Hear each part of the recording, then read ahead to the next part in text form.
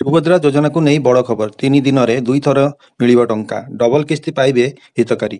ଏହି ନେଇ ବଡ଼ ଘୋଷଣା କରିଛନ୍ତି ରାଜ୍ୟ ସରକାର। ମାର୍ଚ୍ଚ 6 ତାରିଖରେ ଅର୍ଥାତ୍ ଆସନ୍ତାକାଲି ମିଳିବ ପ୍ରଥମ କିସ୍ତିର ପଞ୍ଚମ ପର୍ଯ୍ୟାୟର ଟଙ୍କା। ଆଉ ତାପରେ ପରେ ପୁଣି ଦିନକ ପରେ ଆଉ ଥରେ ମିଳିବ ସୁଭଦ୍ରା ଟଙ୍କା। ମାତ୍ର 3 ଦିନ ଭିତରେ 2 ଥର ଟଙ୍କା ପାଇବେ ହିତକାରୀ। ଅର୍ଥାତ୍ 10,000 ଟଙ୍କା ବ୍ୟାଙ୍କ ଆକାଉଣ୍ଟକୁ ଆସିବ। ମହିଳାଙ୍କ ସୁବିଧା ପାଇଁ ପଞ୍ଚମ ପର୍ଯ୍ୟାୟରେ ସୁଭଦ୍ରା ଯୋଜନା ସହାୟତା ମିଳିବାକୁ ଯାଉଛି।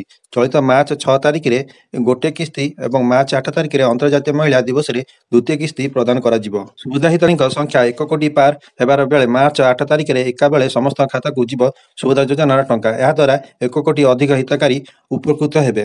ଏହାକୁ ନେଇ ଉପମୁଖ୍ୟମନ୍ତ୍ରୀ ପ୍ରଭାତୀ ପରିଡ଼ା କହିଛନ୍ତି, ଆମର ସୌଭାଗ୍ୟ, ଆମେ ଏବେ ଗାଁର ସୁଭଦ୍ରାମାନେ ଆମକୁ ପୁରସ୍କୃତ କରିଦେଲେ। ଆମେ ପୂର୍ବରୁ 58 ଲକ୍ଷ ଦେଇଥିଲୁ, ତେଣୁ ଆସନ୍ତା 6 ତାରିଖ ଯାଏଁ ବାକି ଅଛି ସେ ଟଙ୍କା ଦେବୁ। ଏବେ ସୁଭଦ୍ରା ମ୍ୟାଜିକ୍ ନମ୍ବର କୋଟିଏରୁ ଊର୍ଦ୍ଧ୍ୱ ଛୁଇଁଛି। ଏଣିକି ସୁଭଦ୍ରା ଯୋଜନା ହେବ ଡୋର ଟୁ ଡୋର ସର୍ଭେ। ବଞ୍ଚିତ ହିତାଧିକାରୀଙ୍କୁ ଖୋଜିବାକୁ ସରକାର ପ୍ରୟାସ କରିବେ।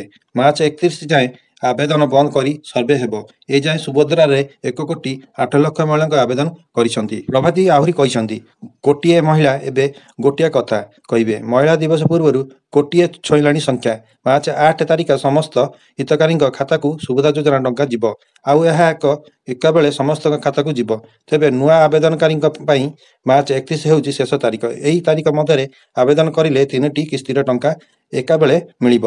ସୁଭଦ୍ରା ଆବେଦନ ତାରିଖ ଯେଉଁମାନେ ମାର୍ଚ୍ଚ 31 ଭିତରେ ଆବେଦନ କରିଥିଲେ, ରାକ୍ଷୀ ପୂର୍ଣ୍ଣିମାରେ ଏକାବେଳେ 3ଟି କିସ୍ତିର ଟଙ୍କା ପାଇବେ। ଅର୍ଥାତ୍ 15,000 ଟଙ୍କା ଖାତାକୁ ଆସିବ। ଏ ଭିଡ଼ିଓଟି ଯଦି ଆପଣଙ୍କୁ ଭଲ ଲାଗିଥାଏ ଗୋଟେ ଲାଇକ୍ କମେଣ୍ଟ ନିଶ୍ଚିତ କରନ୍ତୁ ନୂଆ ନୂଆ ଭିଡ଼ିଓ ଦେଖିବା ପାଇଁ।